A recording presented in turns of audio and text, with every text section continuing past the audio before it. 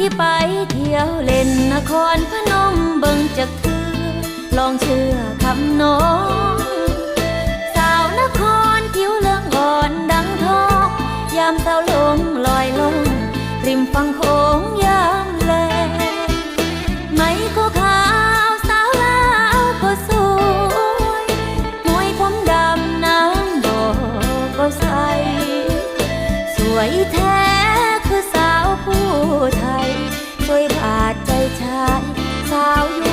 วนก็งามสวยบาดใจชายสาวยวนก็งาม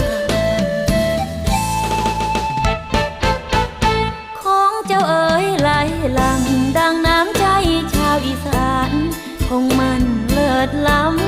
ำหากแม้นใครไปพบเจ้างามคำคำจะอีก็งามมุกดาหารยอดพะทู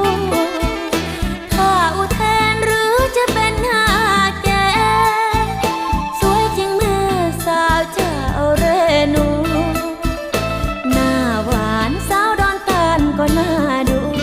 สวยเด่นงามรู้สาวเธอพนมสวยเด่นงามรู้ผู้สาว